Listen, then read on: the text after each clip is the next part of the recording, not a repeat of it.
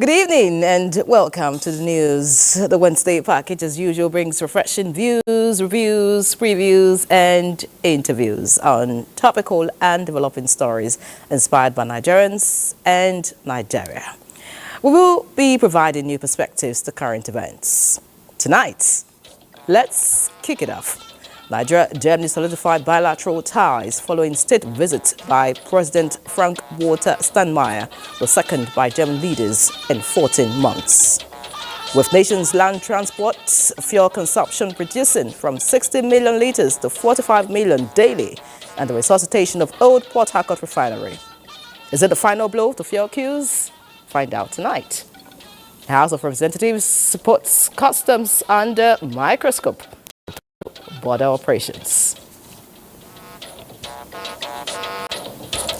National Grid is in the news again. Another disturbance recorded as NEC says price increase must match power supply.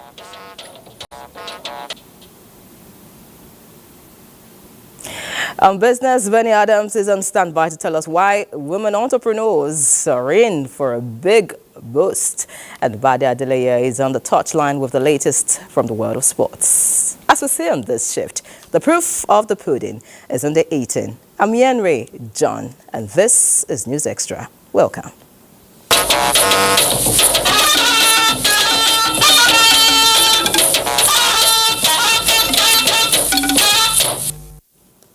Now let's hear the road as President Bola Ahmed Tinubu today received President of Germany, Frank-Walter Steinmeier, nudging the both German government and investors to leverage the newly improved business climate and improve German investment in Nigeria. State House correspondent Musbao Danwahab reports that both leaders expressed hope for greater partnership between both countries. New expectation emerges on the Nigeria-Germany relations with the arrival of German President Frank-Walter Steinmeier at the State House. It is barely a year after the visit of the German Chancellor Olaf Scholz and a return visit by President Bola Tinubu months later. 96 soldiers on parade, ready for your inspection, Your Excellency. After the warm reception by President Tinubu, the Presidential Guards Brigade did the honors with parades and inspection.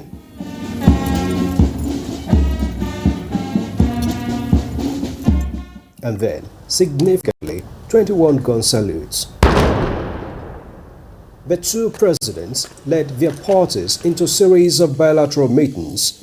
There are existing relations and trade, particularly in energy, agricultural products, as well as oil and gas, to the tune of $3 billion, and Nigeria is currently rated the second largest trading partner of Germany in sub-Saharan Africa. But here were discussions to consider new areas for partnership, particularly in technological innovation and creativity, climate change and energy transition, education and culture, as well as the possibility for a binational commission. The presidents are in. From the discussions came new hopes as both leaders acknowledged that there are still immense opportunities yet untapped. And President Bola Tinubu equally recognizes the readiness of the two countries' business community to partner more and says they can now leverage on the improved business climate occasioned by his administration's reforms. We have an open door policy. Easy of entry, easy of exit. What I mean by that, there's no longer bureaucracy in establishing your business venture here. We have tax reforms that is private sector friendly. We have import duty waivers for machinery. We have so many other incentives that will help establish private businesses. For the new level of partnership expected, both leaders put to back up with political will by their respective governments. We have the population that is a market friendly. We have industrial plan that is anxious for establishment of assembly plant.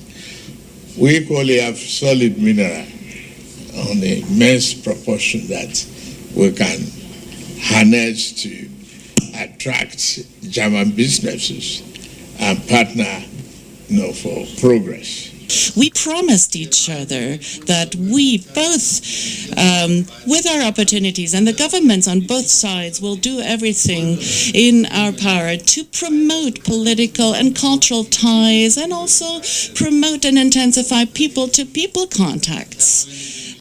The German head of state, however, commended President Tinubu as ECOWAS chairman for efforts to ensure peace and stability in West African sub-region. You try to contain the negative impacts of this, and you put in all your diplomatic efforts to stabilize regional cooperation and preserve regional cooperation, which is so important. In the end, no new bilateral agreement signed yet, but both presidents have agreed on working out new areas of collaboration for a more rewarding partnership.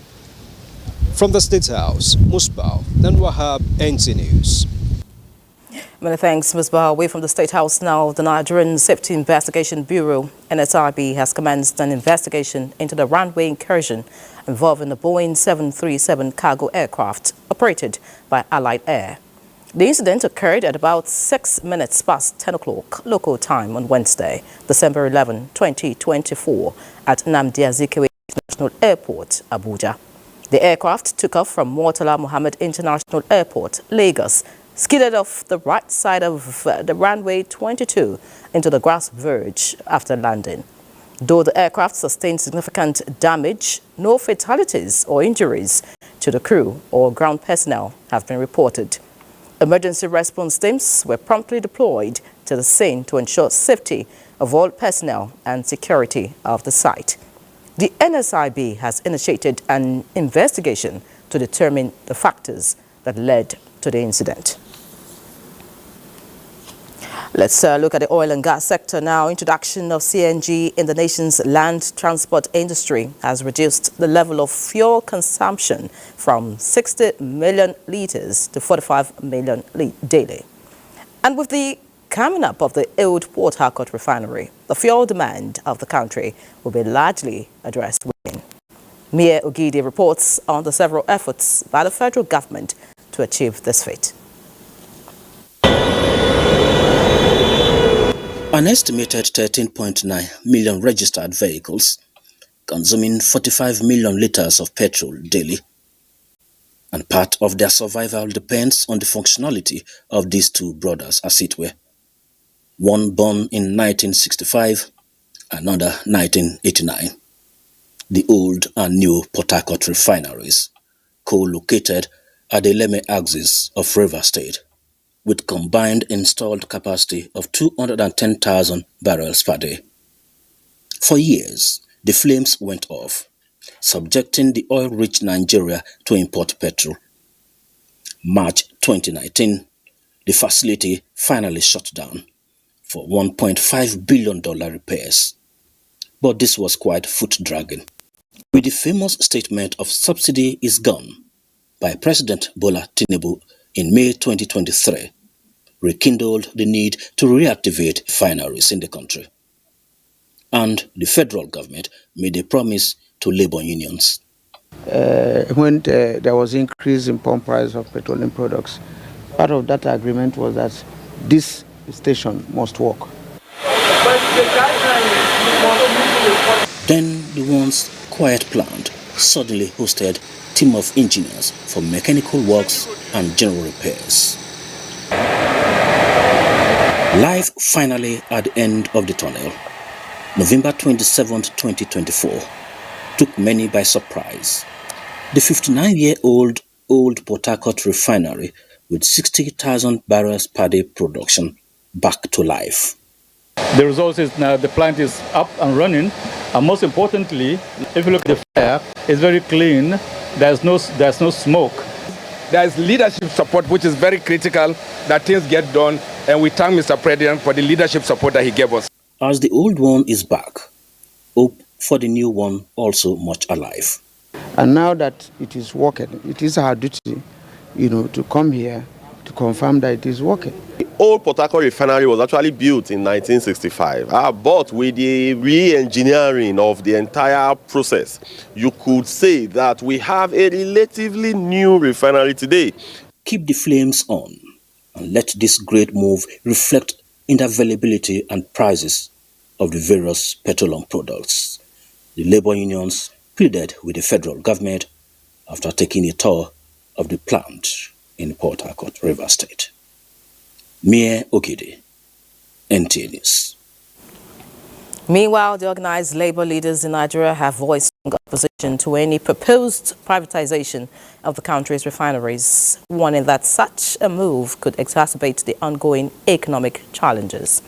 They argued that privatization would not only threaten jobs, but also compromise the quality and accessibility of fuel to citizens. Undated with reports about the situation at the Port Harcourt refinery, organized labor leaders are amongst the first group to arrive there. They went to see firsthand the functionality of the 60,000 barrels per day old refinery, which was confirmed to be working currently at 70% of its installed capacity. There are also plans to ramp the refinery up to 90%. At the new refinery, optimism is high that the 150,000 barrels per day plant will also commence production soon, thereby boosting total output to 210 barrels per day. The labor leaders, however, unanimous that contemplating privatization of the refineries will be counterproductive. There's no evidence that privatization has worked in this nation. And then it would be wrong for us to repeat the experience, given the sensitive nature of the product that comes out from here. Having been taken around, and I saw the massive investment that was made here, I believe too that selling this entire project, to some individuals will not be to the interest of Nigerians. We've reiterated over time that government should bring about the NLNG model in the operation of the refineries. So for us, our interest is sustaining the production level of the refineries. They argue that privatization will not only threaten jobs, but also compromise the quality and accessibility of fuel for citizens, citing past privatization failures, including the cancellation of refinery sales, which they believe stunted operational efficiency. They are categorical in emphasizing the need for government to deepen accountability and investment in public infrastructure rather than outsourcing to private entities. The Executive Vice President downstream NNPC Limited assured them that the NNPC Limited will continue to carry them along as critical stakeholders. Nigerians and all of us are comfortable that this refinery is running, producing and refining. And then, of course, with all the various products that we produce here in the old Port Harcourt refinery. Intensifying efforts to ensure Kaduna and Warri refineries be back on stream in line with President Bola Tinubu's revitalization agenda for Nigeria's petroleum industry, the leaders agreed is utmost priority.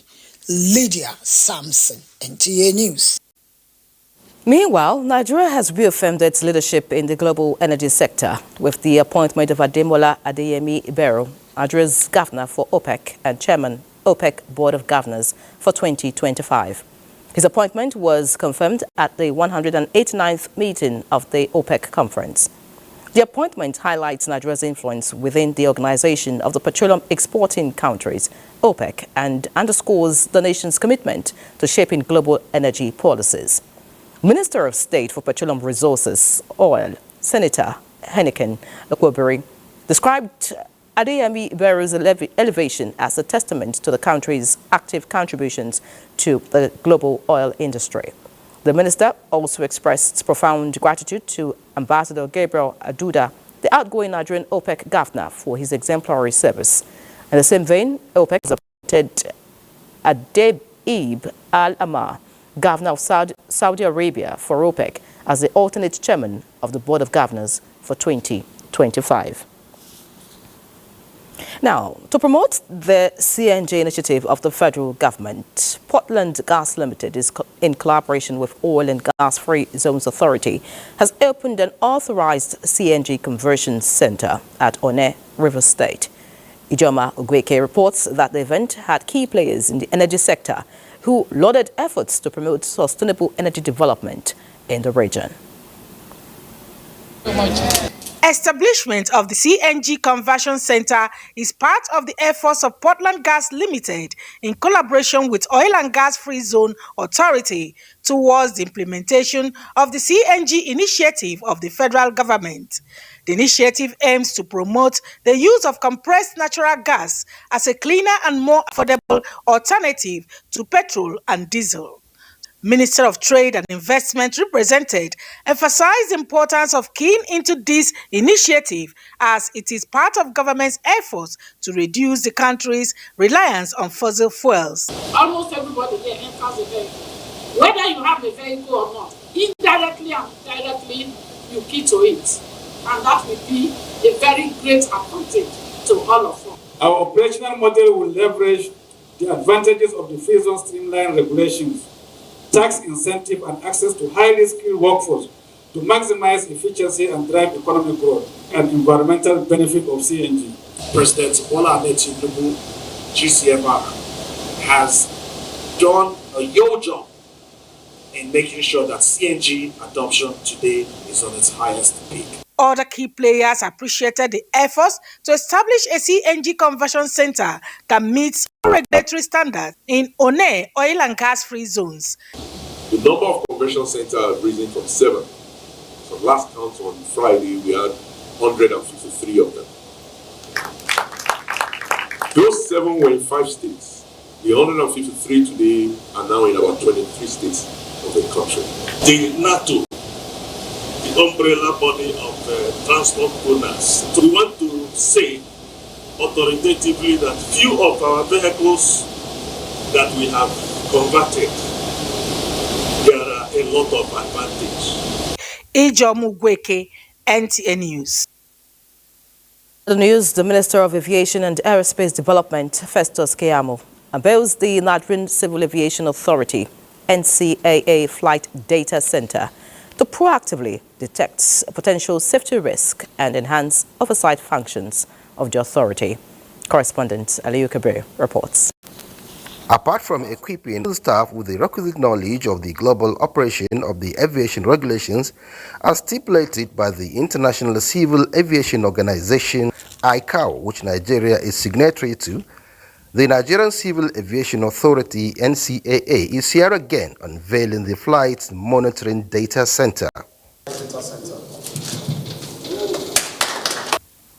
Unveiling the center situated at the NCAA corporate headquarters in Abuja, the Minister of Aviation and Aerospace Development, Festus Keyamo, applauds the significance of the entire flight data analysis and monitoring system, which involves the systematic collection, processing and evaluation of flight data from aircraft to identify trends, anomalies and safety issues. One of our 5-point agenda is to improve safety within the sector.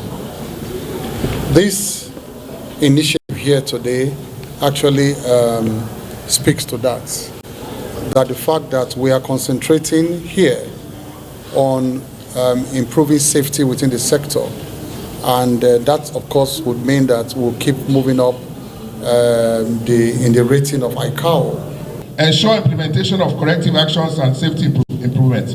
Like I can tell you for free that we can monitor airpiece, E-bomb, because those people carry boarded aircraft. We can monitor all these people, just plug it into their FDM and monitor where they're going wrong, how they're doing it, and we can now call them to say, look, you are doing this and you're overdoing it. So it's a big plus for us. The minister explains that all these tries are geared towards improving safety standards, thereby boosting international confidence in Nigerian aviation safety standards.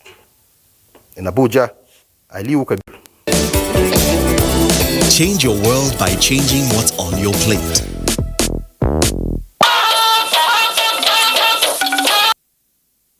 Thank you for staying with us.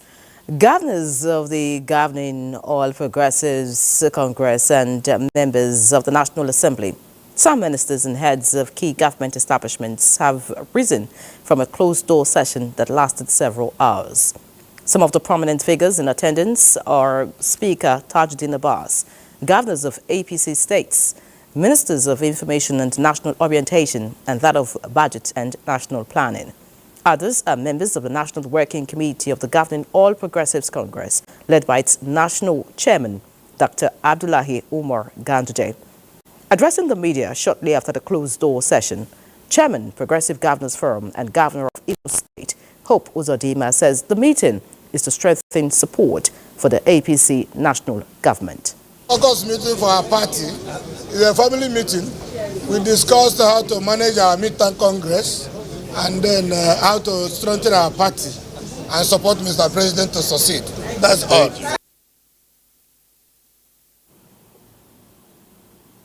In other news, the Executive Secretary, Nigerian Content Development Management Board, Engineer Felix Ogbe, has challenged media practitioners to rise up to the responsibility of setting agenda by disseminating factual information about the growing activities of the board as one of its closest partners since its inception in 2010. The Executive Secretary gave the charge at this year's Nigerian Content Capacity Building Training for media stakeholders in Port Harcourt. Ifoma Aikoje has all the details.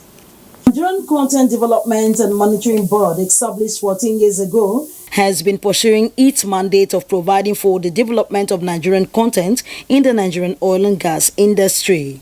Now, with the launch of Back to the Creek initiative, targeted at intervening in capacity building in other sectors of the rural communities, the board is still on course of meeting 70% impact on its original mandate in the next 2 years. The Executive Secretary, represented by the General Manager, Corporate Communication of the board, Esweme Kikile, challenges journalists to do more by interrogating the board in line with the agenda-setting doctrine of the media in the interest of the oil and gas industry and the Nigerian people. Back to the Creek initiative. It speaks to the fact that we need our communities to feel the impact of our industry. The workshop on the theme, the role of media and communication in sustaining the tempo of Nigerian content development, had paper presentations on implementing the presidential directives on local content compliance and reduction of petroleum sector contracting cycle to less than 6 months, emphasizing that the directive is simply to strengthen the workings of the board. Correcting our own staff internally. If somebody calls Semicom and says he's bash holding this document, my director should come here and warn me or reprimand me. How can you be holding this document for 15 days? Engage a lot in every sense, in terms of working with you, in terms of building capacity, in terms of even being open as much as possible. And what we want in return, cooperation. We have success stories of the Colemans of this world, of Michael and Cables. We have all of those success stories and many more. Ifoma Aikoje, NTA News. Elsewhere, the federal government has reiterated commitment to drive Nigeria's economy through pragmatic policies, including the tax reform bill. Minister of Information and National Orientation, Mohammed Idris, re-emphasized this, among others, at the International Press Institute Nigeria Annual Conference. Ayodeji Makinde reports. The faces, voices and fingers that have molded and are shaping Nigeria's social, political and cultural landscapes are here in Abuja. The theme for the annual conference of International Press Institute Nigeria is democracy, media freedom and the imperative of protecting the Nigerian civic space. Professor Tony Iradia explains the need to have legal backing that empowers freedom of the press. He identifies lingering challenges in the media space while proffering solutions in an over-regulated environment. If we can do some level of inward looking, we will find that so much of what is wrong with the media is self-made.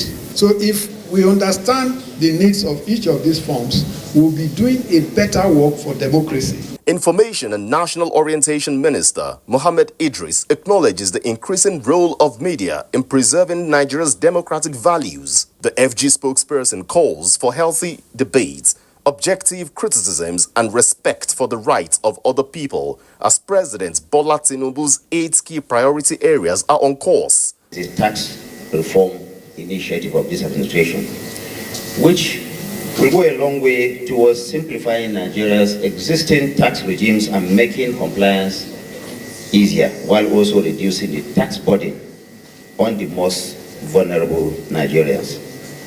A recurring highlight of the reform is the introduction of several new tax exemptions that will benefit various categories of individuals and businesses, the media industry inclusive. Other speakers set the template for panel discussions, which featured experts from the police and other stakeholders.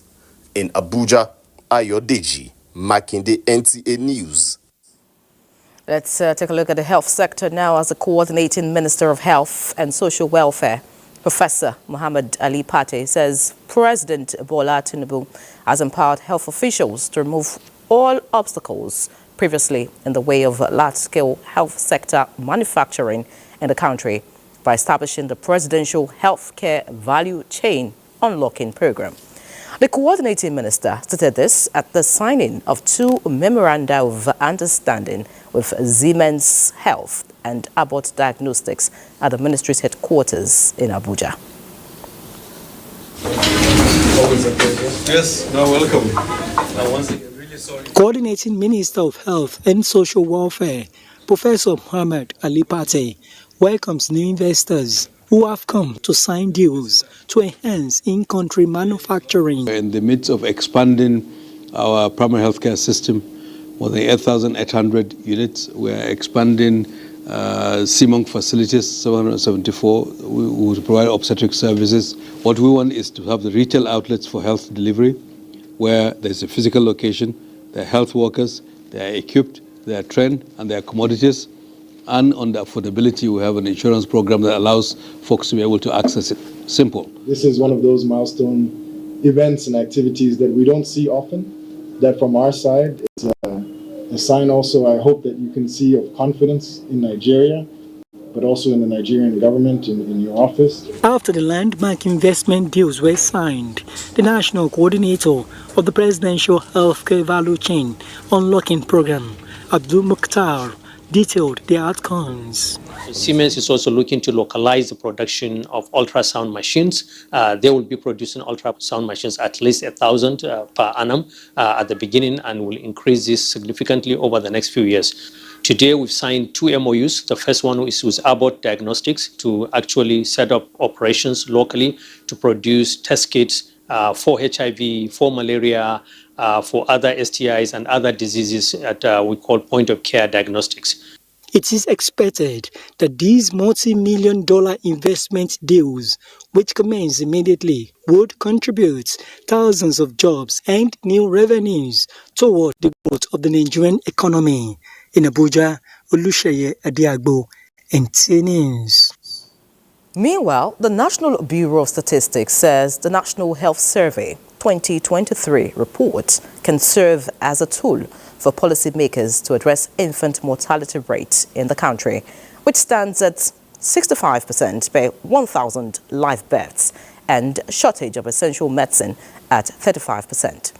Statistician General of the Federation, Prince Adeyemi Adeniran, said this at the launch of the National Health Facility Survey 2023 report in Abuja. Musa Abubakar has a fact sheet on the latest survey. Thank you, Ayre. Key findings reveal significant gaps in the availability of essential drugs, basic medical equipment, and maternal health services. Only 35% of health facilities in Nigeria have essential drugs, with primary health facilities lagging behind at 34.3% compared to 50.6% in secondary facilities. Similarly, just 31.4% of facilities have basic medical equipment, with the secondary health facilities faring much better than primary facilities.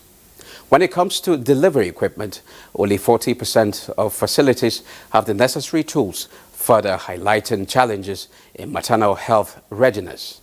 Family planning commodities are also in short supply, with male condoms available in just 20.5% of facilities, injectables at 19.5%, pills at 18.5%, and implants at 17.8%. In terms of antenatal care, 79.7% of health facilities provide these services, with secondary facilities leading at 86.2% compared to 79.4% in primary facilities.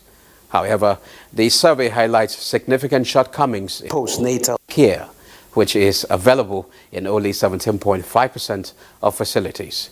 For delivery services, 67.5% of facilities provide support, but the availability of skilled birth attendants is alarmingly low, excluding community health extension workers.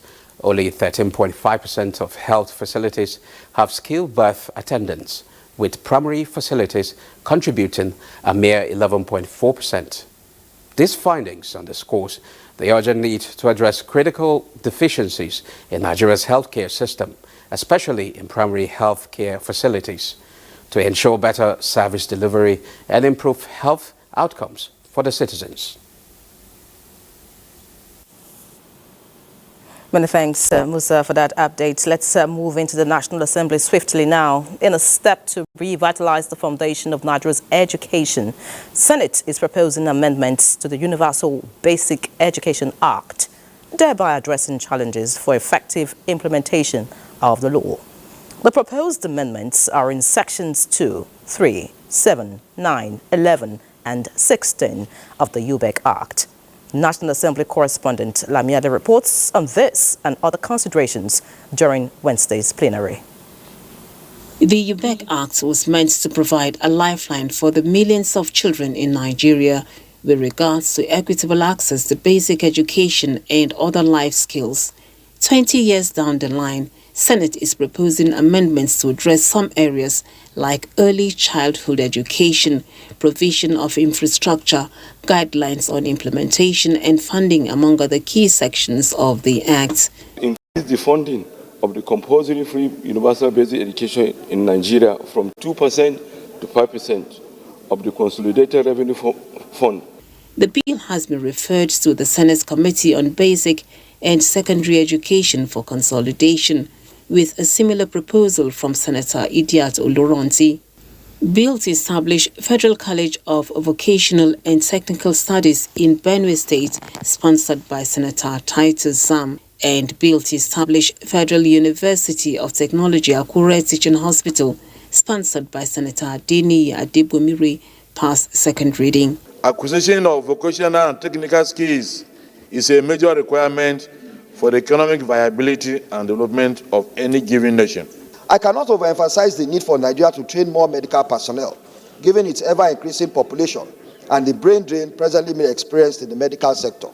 Senate has urged the Federal Ministry of Works to release funds for the completion of Umuahia Ikotekpene Road, as raised by Senator Austin Akobundu. Edo State Governor Monday Okwewolo was admitted into the chamber during plenary for a valedictory. I still remember the day my name was called as both Senate Committee Chairman and a member. I can always count on you for advice as I take on my new responsibility. He has gone in history as one of the first governors who ordered 1 week started making appointments of men and women who will help to shape the economy and the social life of Edo State. You can be intimidated, you can be blackmailed, you can be pushed around, but if you know what you stand for is the correct thing, stand by it. The committee he chaired, the moment he started work as chairman of that committee, he changed the entire trajectory of the committee. Distinguished Senator Monday Okwewolo, Governor Edo said, we wish you well. You are a man of few words, but enormous action. Your attitude shall determine your altitude. Before his election as governor, Senator Akpeolo represented Edo Central in the 10th Senate. The seat has been declared vacant as Senate urges the Independent National Electoral Commission to conduct election without delay. From the National Assembly, Lami Ali, NTA News. Let's look at the Green Chamber now, which is set to investigate the operations of the Nigerian Customs Service across the nation's borders with a view to checkmating smuggling of contraband goods into the country. This resolution followed a motion of urgent public importance on the floor of the House. The resolution of Parliament to investigate border operations of the Nigeria Customs Service stems from allegations of complicity and brutality leveled against some service personnel. The actions of some officers within the Nigerian Customs Service contravene its core mandate, erode public trust, and raise concerns about oversight of joint security operations involving military personnel. The reasons for establishment of customs services is not to treat human beings like animals. This huge treatment given to these civilians, the Nigerian Customs Service should apologize to Nigerians. The dangers associated with robbery syndicates, also known as one-chance taxi operators in Abuja, also generated a call for action. Urge the Inspector General of Police and other heads of security agencies to enhance surveillance in FCT and nip in the bud the activities of one chance. Bills to establish more specialist eye care centers, as well as Federal College of Nursing and Midwifery, Ikosu Mobile Local Government Area of Ekiti State, sponsored by Representative Akinlayo Kolawole, scaled second reading. With the JAPA syndrome we're having, there is actually a gap in manpower in the health institution. So if established, believe that it will bridge that gap. Urge the federal government to prioritize the construction of Lafayette Dam in 2025 budget allocations. That a bill for an act to make provision for the establishment of the National Institute of Agricultural Research and Entrepreneurship, Owodeyewa, Ogun State, and for related matters be read for second time. At a public hearing on 5 bills seeking establishment of science and technology institutions and amendment of the NOTAP Act, lawmakers expressed commitment to bridging gaps in research funding. This public hearing is crucial to our national development, particularly in the face of daunting insecurity and the serious economic challenges. To encourage, regulate, and commercialize invention, innovation, and research and development. The proposed bills received the support of key players in the sector. From the National Assembly, Mitaire Ikben, NTA News. Let's move away from the National Assembly now as part of efforts to touch the lives of indigent people. Senator Ibrahim Lamido of Sokoto East Senatorial District has sponsored 30 students to study different courses in India. NTA camera lens captured the mood of the enthusiastic students at the airport as they traveled out of the country. No doubt, northern Nigeria is educationally disadvantaged due to the number of factors, of which is cultural and concerned by the level of lack of education among the people. Senator Ibrahim Lamido came up with the idea of sponsoring the students from his senatorial district, the first batch to go and study outside the shores of Nigeria and India to also realize their potentials in life. I commend the distinguished senator to see to it that some students were taken to India to study first degree and second degree. This is the first of its kind in the history of Sokoto State. On the part of students, they are not only representing Sokoto, but they are representing Nigeria. Therefore, we expect them to be good ambassadors down there to concentrate on their studies, especially those going for undergraduate. They are 41 in number, ranging from first degree and second degree. He has paid their scholarship, feeding, accommodation, medical issue. These are the token of $500 for them to hold. The students confirmed that the senator never met any of them and commended him for the gesture of being generous to his people. Senator Ibrahim Lamido paid me scholarship to go to India to study. I'm so happy. May Allah get him with all the best.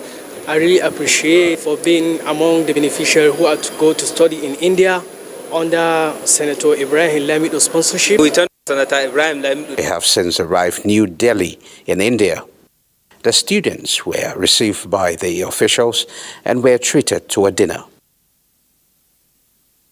All right, now a member representing Apapa Federal Constituency, Honorable Adedayo Samuel Adeshola, has again empowered hundreds of his constituents with various items that will serve as sources of income for them and their families. Hingino John Adams, who attended the empowerment program, will tell us more. These items are set for distribution to the people of Apapa Federal Constituency. Member representing the constituency, Adeshola Samuel Adedayo, says the empowerment initiative is a way of ensuring his constituents always enjoy dividends of democracy. With series of empowerment programs already held and more in the pipeline, Adedayo promised to continue improving the lives of the people in the area. I hope that today's beneficiary will put the empowerment materials provided to judicious use to also contribute meaningfully to the socio-economic development. For some beneficiaries, the gesture is coming at the right time as it will help alleviate effects of the current economic realities. Today is one of the most happiest days in my life for Honorable Dr. Adeshola Adedayo to remember someone like me in his laudable empowerment program, and by giving me this marwa so that I can be able to use it to do other side also. He has been empowering a lot of people collectively, generally, and a lot of people are beneficiary of it. The items distributed include 10 tricycles, 18 freezers, 25 generators, 51 grinding machines, and 51 sewing machines. In Lagos, Hingino John Adams, NTA News. Creating a safe and conducive learning environment for Nigerian students requires decisive and proactive measures to address the growing issue of bullying and violence in schools. The federal government is working on developing a comprehensive national policy aimed at tackling these challenges. Zenret Dingmun will feed us. Raising concerns over decline in students' academic performance nationwide prompted the Federal Ministry of Education to investigate the root causes. The findings revealed that fear and anxiety stemming from hostile school environments are major contributors to this alarming trend. The Minister of Education, Dr. Maruf Tunji Alausa, emphasizes government's commitment to addressing these issues through a holistic approach to discipline. The proposed policy will introduce tailored strategies for addressing bullying, ensuring domestication across the states, and enforcing strict penalties for non-compliance with anti-bullying regulations. Just not going to use the law. You told me to give you some sneak preview on the policy we're going to come about. We talk about advocacy, we talk about counseling, we talk about engagement as part of this policy. Before we even get to the punitive part, we also talk about how we're going to be expanding opportunities for our youth, giving them life skills. We talk about a new reinvigorated approach to technical, vocational education and training. This government has a passion for education and therefore will move towards ensuring that that policy is fully implemented, not only at the national level, but also at the state level. Stakeholders believe this initiative is a crucial step towards eradicating the persistent issue of bullying and violence in schools, creating a safer and more supportive environment for learning. In Abuja, Zenret Dingmun, NTA News. And still looking at education, Jigawa State Government signs a multi-billion naira memorandum of understanding with an education project consultant, the New Globe. Muhammad Musa Askira reports that the project, tagged Unified Movement of Teaching and Education, to be known as Jigawa Unite, is hoped to transform the basic education in the state for better performance. The Memorandum of Understanding stakeholders in the education sector say will mark a new beginning in the transformation efforts of the state government in the education sector. Shortly after signing the agreement for the period of 5 years, Governor Umar Namadi states that no qualitative education without strong foundation as such, this project will prepare the ground for the new beginning in the basic education subsector. Studies have shown that out of 8 pupils in primary 1 to 6 Jigawa State, 7 cannot read and write, the statistic that motivate the governor to declare a state of emergency in the basic education subsector. The Chief Executive Officer, New Globe, J. Kimelman, who commends Governor Umar Namadi for being a leader that cares for the future of the citizens living in the state, assures the governor that they will pursue the implementation of the 5-year project with unwavering commitments and dedication. Our engagement today with the New Globe to revamp the basic education is a deliberate attempt to ensure that we have revamped the entire education system in Jigawa State. What we are doing today, history will judge us right. Education is the foundation of lasting prosperity. It's the surest path to economic growth and societal progress. Together, with the launch of Jigawa Unite, we're going to transform education for every child here in the state, for them to reach their full potential. These stakeholders note will accelerate development that will guarantee better education for the younger generation in Jigawa State. From Dutse, Muhammad Musa Askira, NTA News.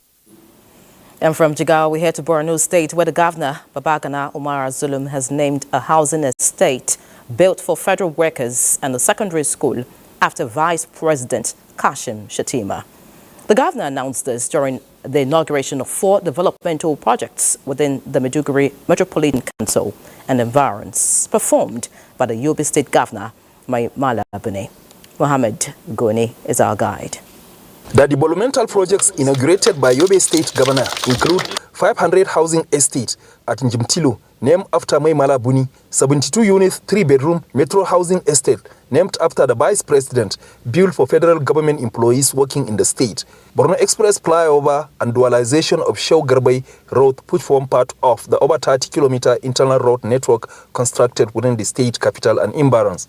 Governor Zulum, who assured citizens of the state of more developmental projects, also named Mairi Government Day Secondary School after the Vice President and another day secondary school after the Shehu of Borno. These projects are a testament to our administration and unwavering commitment to providing affordable housing, improving infrastructure, and driving economic growth and development. Today, Borno and Yobe states are both striving to emerge out of that challenge by adopting the Rehabilitation, Reconstruction and Recovery Program. Governor Buni also advised the beneficiaries and other citizens to take ownership of the houses and other infrastructure provided by government. Commissioner for Works Mustapha Gubio applauded the commitment of the state authorities to infrastructure development efforts to improve the lives of the citizenry in Maiduguri. Thank you for remaining with us. As action against gender-based violence intensify, more survivors breaking the silence and looking beyond the scars. Elizabeth Amori reports that at a forum in Abuja, where rural women farmers showcased their produce, some survivors of gender-based violence were empowered financially to start or boost their businesses. From the 6 area councils of the FCT and have similar stories to tell, but they're not deterred because their never give up spirit is undying. Favor is a point of sale operator and a gender-based violence survivor. She says the traumatic impact of GBV threatens not only the rights of women, also the attainment of sustainable development goals. I've been idle for a while now, doing nothing, and I've been looking for what to do. So at least with the little capital they are giving me, at least it will help me do something. One of the issues causing sexual and gender-based violence is lack of financial empowerment for these women. But once we are able to set her up and empower her financially, we see that it drastically reduces the rate of sexual and gender-based violence. The other segment are women who have embraced farming. They insist their role in ensuring food security cannot be ignored, but supported. And this day, their efforts have paid off. As a businesswoman, the cost of purchasing, production of food is high. They're just like the unsung heroes. Without these farmers, we cannot eat. So without them, we cannot survive. For the Nigerian woman to thrive, they suggest flexible bank rates to boost businesses, access to quality health care, and prioritization of education for women and girls. Elizabeth Omori, NTA News. Similarly, more women businesses in Nigeria are set to receive financial boosts. This is as the Development Bank of Nigeria and the Development Bank of France reach agreement in Abuja to support Nigerian women businesses with a €50 million credit line. Benny Adams reports that this is also coming on the heels of the 16 days of activism against gender-based violence. The Agency François de Development Group, AFD, a public financial institution, has been impacting on Nigeria's economy in the last 15 years. Today's visit to the Development Bank of Nigeria is to strengthen a 7-year-old partnership. It is a union of equal partners with shared challenges and have a common goal of addressing them with a common response. This time, it is about women-owned businesses in Nigeria, and €50 million is involved. You have small businesses that their needs are in the range of 100,000 and up to the ones that got 1.8 billion, as the case may be. Now, we are now focusing on women-owned businesses, which is women entrepreneurs. So this amount is sizable when it comes to only women-owned businesses because it's a focused area. So we believe that this is an inroad, and we believe that this is going to be the beginning of more funding to come to that area. The €50 million can be small as regards the size of Nigeria, but it can be big as regards MSMEs businesses. So basically, we had to start with something. I think we'll have a great success because the impact of women empowerment through entrepreneurship is something which has been already acknowledged as a game changer. Funding of women-owned businesses is key focus area of intervention by the Development Bank of Nigeria, as the bank believes that scaling up women businesses is central to economic growth. They say with the success of existing partnerships comes more funding in addition to capacity building. In Abuja, Benny Adams, NTA News.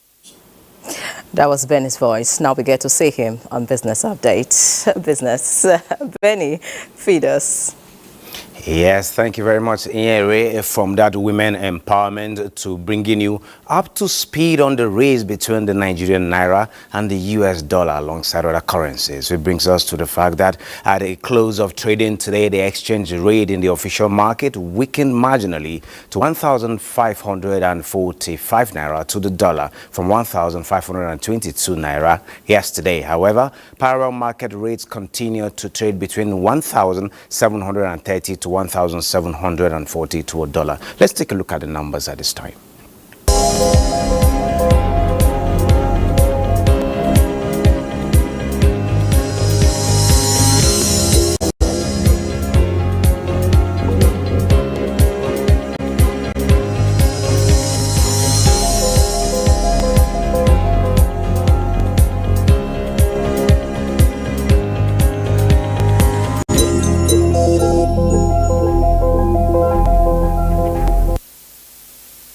We're actually hoping that in the days to come ahead, the naira will continue to appreciate against the dollar.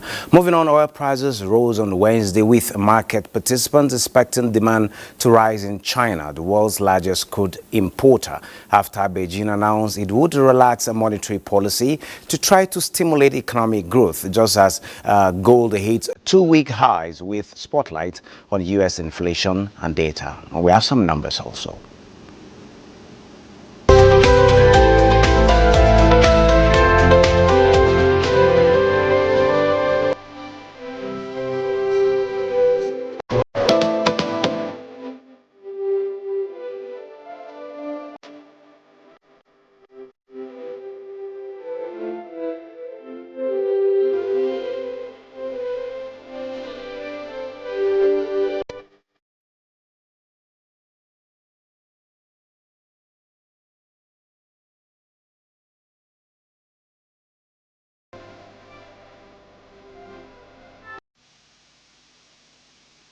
Midweek trading on the exchange, the market was positive, building on gains recorded yesterday. This shows a sustained investors' interest across all sectors. And looking at the numbers from 0.10 yesterday, we have a more like a 20 digit increase to 0.13%, taking our market capitalization to 59.7 trillion from 59.5 trillion. And looking at the volume of shares, yes, moved from 939.4 to 320.2, but the number of deals also matters, where we had 9,000 yesterday. Today we're having 7,943, but value has also dropped from 12.8 billion to 6.48 billion. But overall, the all share index is 98,509.69, more like an appreciation from 98,206.97. And compared with the previous trading day, like we've seen in the numbers, today's data actually shows a 66% decline in the number of the volumes, while we have a 49% decline in turnover and 13% decline in deals. And on the aggregate, we have 130 listed equities participating in the trading, ending with 34 gainers as well as 17 losers. And looking at the numbers, talking about top trades, we've had some other stocks that have also appreciated at the end of the day. Well, this is it on our business segment. Yeri, you can give us much more extra news from your end. Well, thanks, Benny, for those numbers. Let's take you all the way now to Kebbi in a view to partner Kebbi State and explore investment opportunities in livestock development, meat processing and animal health. Brazilian investors have visited the popular Dodoro cattle market in Kebbi State. Correspondent Abdul Jalil Mohammed Bawa has more on the feasibility study. Kebbi State is well known not only for its thriving rice farming activities, but also for its rich livestock production, with about 77 cattle markets scattered across the state, which, if fully harnessed, can significantly contribute to the state's milk and meat production needs, as well as revenue generation. To further explore and invest in livestock production, a delegation from a leading livestock production company in Brazil visited Kebbi State, accompanied by the Chief Executive Officer, Nigeria Investment Promotion Council, Hajia Aisha Rimi, who toured Dodori Cattle Market, rice mill and poultry farm to identify investment opportunities in the state. This is definitely impressive. It is bigger than we thought. We have seen, like Fabio said, cattle with incredible genetics available for fattening and livestock production. Your president has been to Brazil and has signed an MOU with our company to do research here to see how we can collaborate, how JBS can help your government, your state, to develop the livestock production. We are ready to transform the system from traditional system to modern system. We are also inviting all the investors to come to Kebbi State and invest in livestock. We have whatever they like in terms of potentials. With this, we are expecting more in the sector in terms of increase in milk, cheese and meat. So it's a welcome development. The state recently had similar collaboration with Indonesian government on artificial insemination for improved milk and meat production. In Birnin Kebbi, Abdul Mohammed Bawa, NTA News. Industry, the Association of National Accountants of Nigeria, ANAN, has inducted 862 new accountants into its membership, a significant step towards strengthening the accounting profession in Nigeria. Ifeoluwa Omoshile reports that the induction took place during the 6th session of the Mandatory Continuing Professional Development (MCPD) program held in Akure, the Ondo State capital. Accountants play pivotal roles as financial gatekeepers in organizations, a responsibility that demands teamwork, dedication and determination to equip accountants in Nigeria with emerging standards and tools for nation building. The Association of National Accountants of Nigeria, ANAN, hosted the 6th session of its 2024 Mandatory Continuing Professional Development (MCPD) in Akure.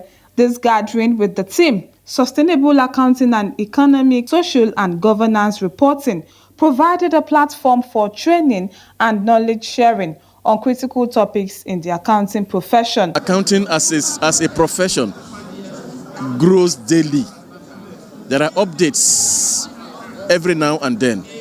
And if you do not give them the updates, it's like you will not build the economy. Governor Lucky Ayedatiwa represented commended Anand for its unwavering commitment to upholding the standards of the accounting profession in Nigeria. Speakers at the session highlighted the importance of integrity, transparency, and adherence to global financial reporting standards in accounting practices, emphasizing their role in fostering accountability and professionalism. The person must be competent in his area of service. In Akure, Ifeoluwa Amoshule, NTA News. Meanwhile, 67% is the score bagged by the Ministry of Budget and Economic Planning for successfully implementing the federal government's key priorities in the first 3 quarters of 2024. The Central Delivery Coordinating Units for the implementation of the 8 presidential priorities and ministerial deliverables gave the rating during the presentation of the ministry's scorecard. Nika Oko has all the details. The Central Delivery Coordination Unit focused on the ministry's progress in driving economic growth, reforming the economy, and promoting sustainable development. With 67% rating, the Special Advisor to the President on Policy Coordination says the Ministry of Budget and Economic Planning has demonstrated its capacity to deliver on the federal government's agenda, although room for improvement remains. I would like us to look at additional deliverables that speak to what we've been doing that have not been captured, that are recognized as high impact so that we can capture them. All of us in government know that data is what we need, and data sits here. As we all know, the presidential priorities and ministerial deliverables are central to government's agenda. They serve as cornerstone of our efforts to transform our nation, addressing both immediate needs and laying the foundation for long-term sustainable growth. The performance assessment is part of the federal government's efforts to ensure accountability and transparency in the implementation of its policies and programs. The exercise is expected to be replicated across all ministries in Abuja. Nneka Oko, NTA News. Let's look at other news now, as electricity distribution companies have alerted their customers of power outage following another grid collapse, as the Nigerian Electricity Regulatory Commission, NEC, says any request for upward review of electricity tariff must be backed by quality of supply to customers. This is coming as a utility company in Abuja State approached the Commission requesting for upward review of tariff for electricity customers in Abuja from January 2025. As the public hearing in Abuja on the request for tariff increase, the Abuja Power submits that its request is hinged on inflation, cost of gas, among other factors, to enable it recover cost of production and invest on infrastructure for improved service delivery. Representatives of electricity consumers in Abuja says any increase in tariff at the moment will impact negatively on the cost of doing business in the commercial nerve center of the Southeast. The regulator assures all parties in Abuja that it will study all submissions before taking its decision on whether or not to approve the tariff increase. When your customers are happy, they will be willing to pay more to you so that you can also improve on your operational performance. I think that aspect you really need to look at it critically.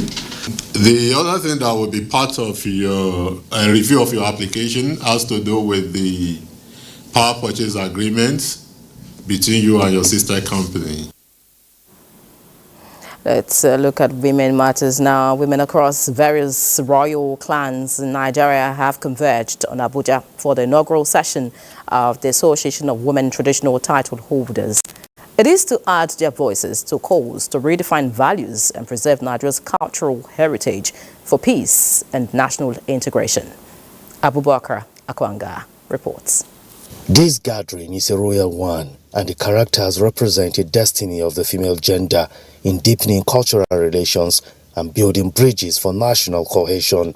Now, to function in unity, The body of the Association of Women Traditional Title Holders is meeting for the first time to set priorities and embrace new approaches to their traditional roles. These women who hold esteemed roles within their communities often bridge the gap between tradition and modernity. We will bring numbers of women, either 10, 20, and educate them, teach them, then from there they will not teach others. The association says it will continue to collaborate with royal fathers across Nigeria to preserve the rich heritage and tradition of the Nigerian people and beyond. Our first General Congress is not just a formality, but official flag of our collective mission, one rooted in the values of empowerment, unity, and cultural preservation. Paper presentation on women and the girl's child featured prominently during providing tasty, nourishing family meals is all that matters. The world needs moms, because where there are moms, there is hope, happiness, and love. Golden Terra Oil, or pure love. Thank you for being there. The federal government has identified 4 critical thematic areas as priorities for the development of national youth policy designed to empower young people, enhance their skills, and promote their active participation in society. This was at the 7th National Council on Youth Development in Maiduguri, the Borno State capital. Olainka Ojo was there. Oftentimes, Nigerian youths complain of their challenges. Faced with unemployment, now the jobs are not there, the jobs are available and not sufficient. Population explosion. We don't have support from the government first. Youth inclusiveness in government. The idea of apathy, the idea of it doesn't concern me, shouldn't be there. Now, it is time to address the challenges they face using key areas of governance, jobs, skills and innovation, culture, behavioral change, as well as human capital development. And we are able to engage our youth in all these areas. We can be sure that we actually transform them for economic development. The theme, transforming and repositioning the Nigerian youth to thrive and catalyze economic development, provides a comprehensive framework to empower and uplift the younger generation, as well as ensure that they have tools and support to thrive in the society. In the area of youth entrepreneurship, in the area of youth scholarship, in the area of youth education. Interventions moving forward must be.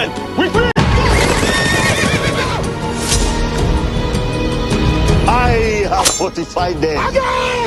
Omira, you are caught.